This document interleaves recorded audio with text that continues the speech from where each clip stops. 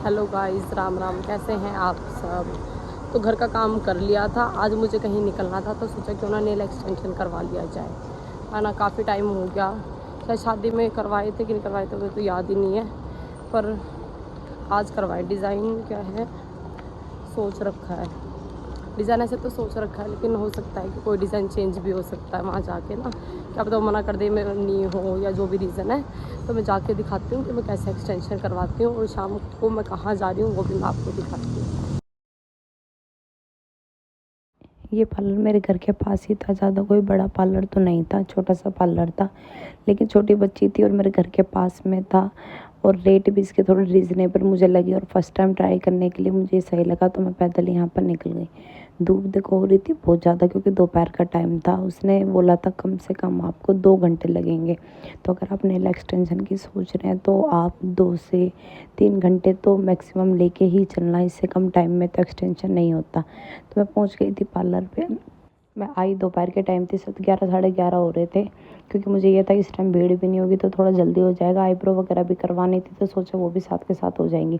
बस वहाँ पहुँचा तो जो सोचा था वही हुआ। यहाँ पर भीड़ बिल्कुल भी नहीं थी। इन दोनों को मैंने बोला यार थोड़ा जल्दी जल्दी हाथ चलाओ और फटाफट से कर दो।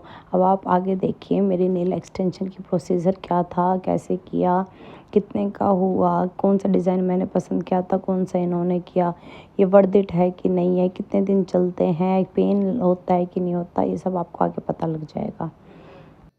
देखिए सबसे पहले ये मशीन से थोड़ी नेल्स की क्लीनिंग करते हैं। मेरे नेल्स थोड़े छोटे थे। जिन लोगों के फिंगर थोड़ी बड़ी मोटी या चौड़े नेल्स होते हैं उन लोगों को शायद इनकी दिक्कत नहीं होती होगी। मेरे नेल्स छोटे थे तो ये क्लीन करने और पूरे ऊपर से क्लीन करने ज़्यादा ज़रूरी थे।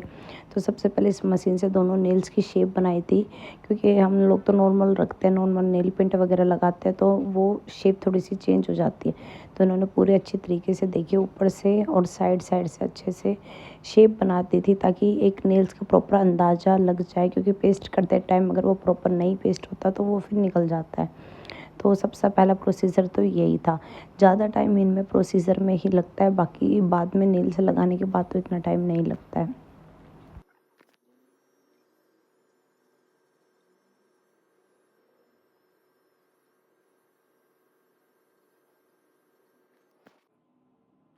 जैसे ही ये अच्छे से क्लीन हो गए थे उसके बाद इन नेल्स को रब करा था। जितना भी डेड स्किन बोलते हैं, क्या बोलते हैं, जो नेल्स के ऊपर होती है वो क्लीन करनी ज़रूरी होती है, क्योंकि सबसे ज़्यादा पेस्टिंग में वही दिक्कत करती है।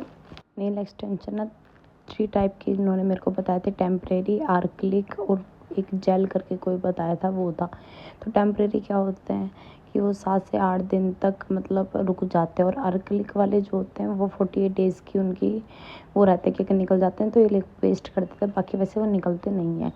तो उसके बाद इन्होंने एक्सीलेटर करके कुछ बताया था, ये लगाया था। इससे क्या है थोड़ा जो रफनेस थी वो सही हो गई थी, थोड़ी शाइनिंग सी आ गई थी।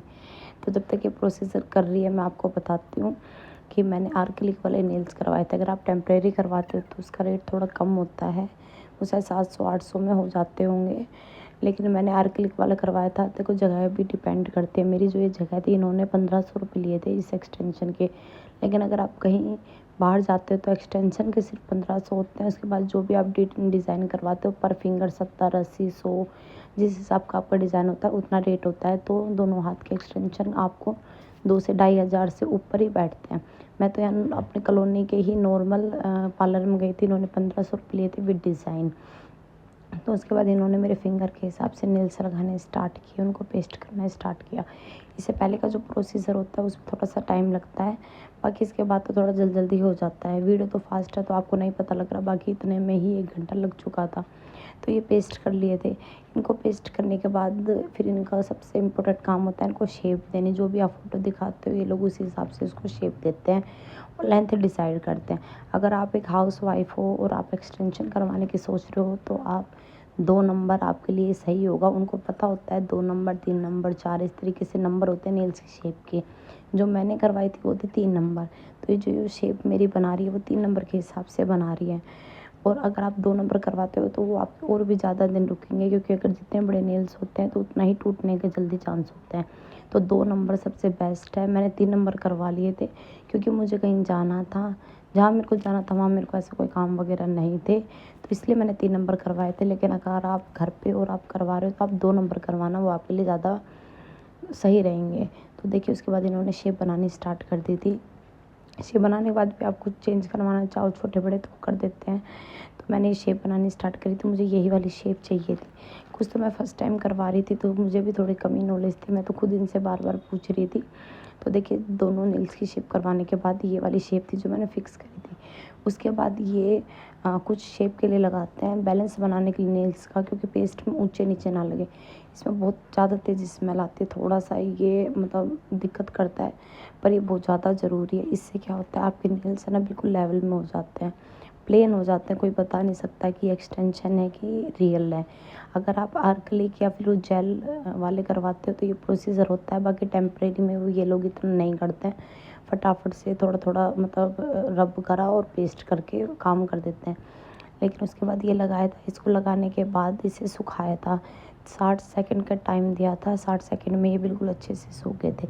उसके बाद था देखो नेल पेंट का नंबर। मैंने जो कलर डिसाइड करा था वो कलर इनके पास अवेलेबल नहीं था। मैंने डार्क ब्राउन सेलेक्ट किया था लेकिन वो इनके पास नहीं था, तो गुस्सा तो बहुत आया था क्योंकि मैंने पहले दिखा लिया था, पर अब क्या कर सकते हैं। तो बहुत सारे कलर ट्राई करने के बाद तो मैंने ये फिर लास्ट में फ़ाइनल करा। एक्सटेंशन की बात करें तो मैंने आर्कलिक वाले के एक्सटेंशन करवाए थे, ये ज़्यादा सही रहता है, 30 से 40 दिन आराम से चल जाते हैं। रही हाउसवाइफ की, अगर वो घर का काम करती है तो उसमें भी कोई दिक्कत नहीं करते हैं। साइज़ बस आपको थोड़ा छोटा रखना पड़ेगा, बाकी आप आटा बर्तन वगैरह करते हो ये नील्स नहीं निकलते हैं, टेम्परेरी होते हैं वो निकल जाते हैं। जो जेल पॉलिश वाले होते हैं वो भी नहीं निकलते हैं, पेनलेस रहते हैं। अगर आप अच्छा कोई डिज़ाइन करवाते हो तो आपका खर्चा कम से कम 2,500 से 3,000 के बीच में ही आएगा, क्योंकि पर फिंगर अलग रहता है। आर्कलिक नेल्स की एक किसी अच्छी जगह से आप करवाते हो तो 1,500 रुपये स्टार्टिंग से होते हैं।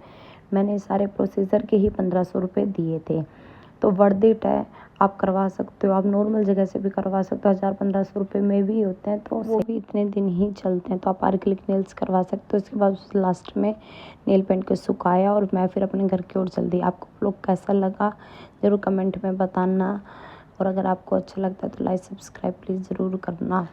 अब आप देखिए मेरे नेल्स का फाइनल लुक कैसा था।